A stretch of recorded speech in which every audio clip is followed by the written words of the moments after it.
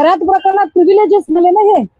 जर सीडीआर आहे तसं जर सांगितलं जात असेल आणि तुम्ही चौकशीला बोलवत नाही तर प्रिव्हिलेज आहेत. आणि जर तुमचं म्हणणं असेल की नाही नाही असे सीडीआर नाहीयेत, तर फडणवीस साहेब तुम्हाला खुलं आव्हान आहे, हे आता लुपाछुपीचा खेळ बंद करा आणि जाहीरपणे सांगा की सीडीआर खरे की खोटे. खरे आहेत ना सीडीआर? आम्ही खरे आहेत असं मानून चालतो. चला, सीडीआर खरे आहेत असं जर तुमचं म्हणणं असेल तर केसरकर आणि एकनाथ शिंदे यांना चौकशीला कधी बोलवणार आहात?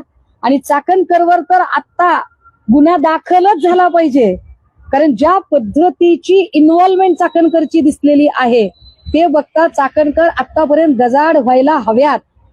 पण मी पुन्हा सांगते की प्रतिभा चाकणकरचा बळी दिला जात आहे का रुपाली चाकणकरच्या राजकीय मुत्सद्देगिरी पुढे?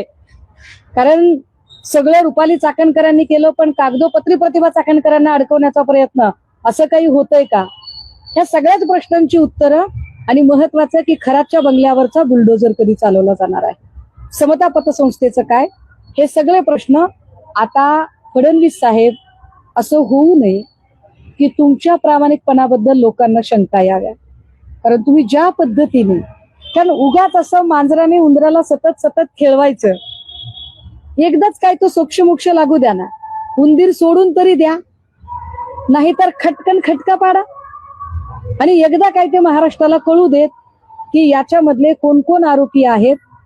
ते याच्यासाठी की पॉलिटिकल प्रिव्हिलेज असेल तर आम्ही वाचू शकतो असा संदेश अजिबात एकाही लिंगपिसाटाकडे जाता कामा नये. कितीही मोठा राजकीय वरदहस्त असला तरी त्याची गय होणार नाही. हा संदेश जर द्यायचा असेल तर चाकणकरच्या अटक आत्ता तात्काळ होणं गरजेचं आहे. एकनाथ शिंदे आणि केसरकर या दोघांच्या चौकशा आत्ता होणं गरजेचं आहे. आणि चाकणकरची प्रॉपर्टी आणि खराची प्रॉपर्टी या दोन्ही प्रॉपर्टीवर बुलडोजर चालवणं हे सुद्धा तितकंच गरजेचं आहे. हे महत्वाचं मुद्दे.